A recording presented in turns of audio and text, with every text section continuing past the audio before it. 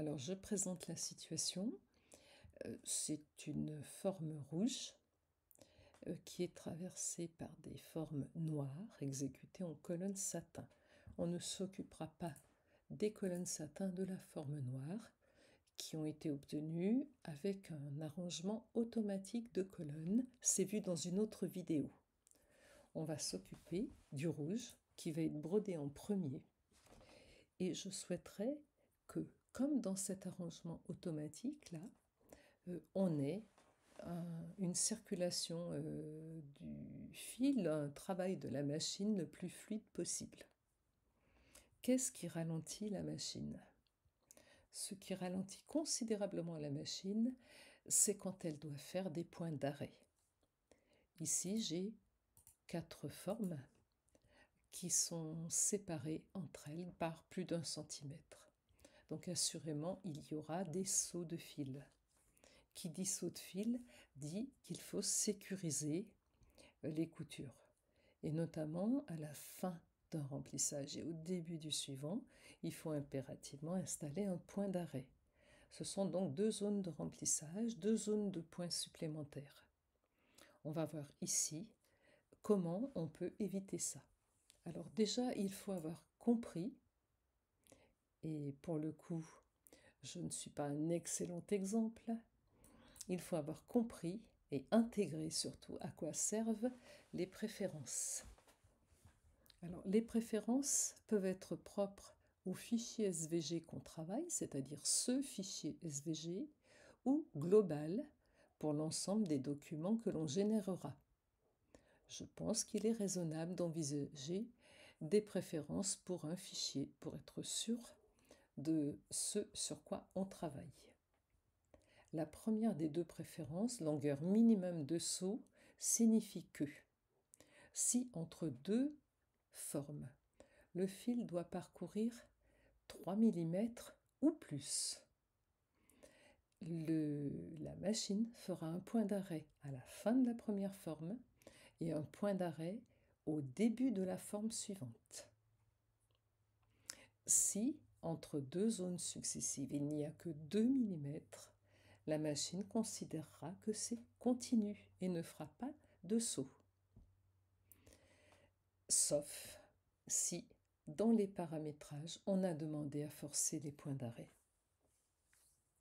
La deuxième valeur, c'est la longueur minimale du point. Si on la fixe à 0, pas de souci, on n'est pas embêté, tous les points sont exécutés. Mais on sait que sur les bords de remplissage automatique en particulier, on a une série de points qui se superposent et qui sont souvent très malvenus parce que le tissu est abîmé par l'aiguille, il est plusieurs fois percé et le fil de canette finit par remonter. Donc ça peut être intéressant de ne pas avoir des points trop courts et de fixer cette valeur au-delà de 0. Alors tout ça, c'est le fruit de l'expérience, mais il ne faut pas oublier ce panneau qui est très important quand on observe les erreurs sur un travail. Donc je quitte ces préférences-là. Je sais que entre donc tous mes... On voit bien là qu'il y a un minimum de 10 mm de saut, donc il y aura en standard des points d'arrêt. Alors, je ne veux pas de ces points d'arrêt. Je vais donc sélectionner toutes les formes et entre elles, je vais installer des sauts. Bon, les commandes n'ont pas à être sélectionnées. Donc l'instruction là, c'est le trait en saut, ou plutôt le saut que l'on transforme en trait. J'applique. Je ferme et je vois que j'ai plusieurs petites choses qui se sont installées là. Je vais les appeler S pour saut, tiens, pour saut. Saut.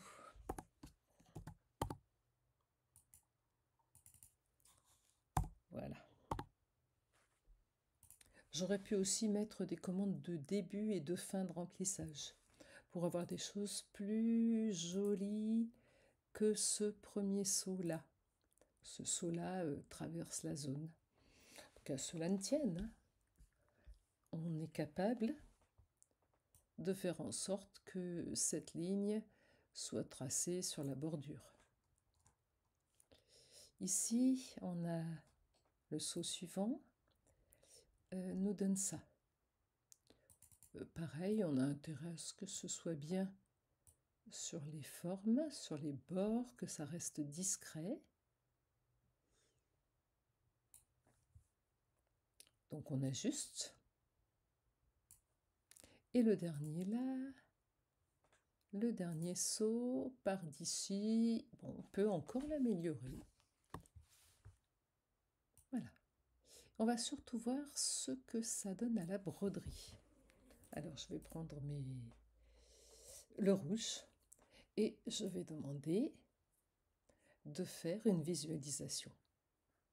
Je demande une visu parce que dans le paramétrage, on n'aperçoit pas bien, on n'aperçoit même pas du tout les traits et le remplissage en même temps. Donc j'utilise le simulateur. Voilà. Donc c'était des remplissages circulaires, j'aurais pu enlever le chemin de dessous, je ne l'ai pas fait. Mon vrai souci, c'est pas ça, c'est de comprendre ce qu'il se passe à la fin. Donc j'achève ma forme. Je vais encore plus lentement.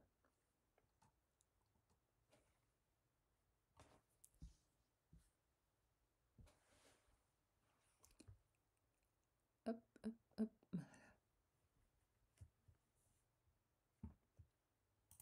Alors, je m'arrête et je voudrais vraiment voir ce qu'il se passe là. Donc, je reviens en arrière. Point par point. Voilà. Hop, là. Je suis sur le remplissage. J'achève le remplissage. Et je démarre le point suivant. On va aller voir ce qu'il se passe de l'autre côté. Là, c'est vraiment tout à fait évident. Je recule d'un pas. Voilà. Donc, je viens d'achever. Je mets le point d'aiguille visible. Je viens d'achever mon saut. Et je rentre dans la forme, dans le remplissage. Bon, il se trouve que pour ce remplissage-là, il a décidé de faire d'abord un contournement. Mais on voit bien que je n'ai absolument pas eu de point d'arrêt. Bon, après, c'est le travail normal.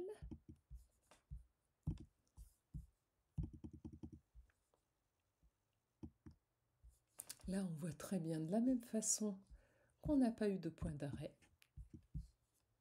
et qu'on a un travail, donc on continue. Alors, je voulais vous montrer la page qui raconte bien une partie de tout ça, dans la documentation de Inkstitch. Donc, c'est la page qui concerne les préférences. Sur le saut de fil, on a compris. Sur la longueur minimum des points, c'est pas nécessairement très clair. Et donc, vous trouverez juste à la fin du chapitre quelque chose qui explique bien ce qu'il se passe selon les paramétrages qui ont été choisis en fonction de la longueur minimale des points que l'on aura fixés dans les préférences. Alors, au niveau d'un remplissage, ça peut ne pas être très problématique, notamment si on a un remplissage et puis sur ce remplissage, on a décidé de faire une colonne satin. C'est plutôt un avantage d'avoir supprimé tous ces points-là, parce qu'on a moins d'épaisseur sous la colonne satin. Par contre, au niveau d'une police, ça peut, et notamment des toutes petites polices de Nix-Stitch, ça pose problème parce que si on a fixé des longueurs de points à des valeurs trop faibles, on aura des caractères qui ne seront pas correctement exécutés.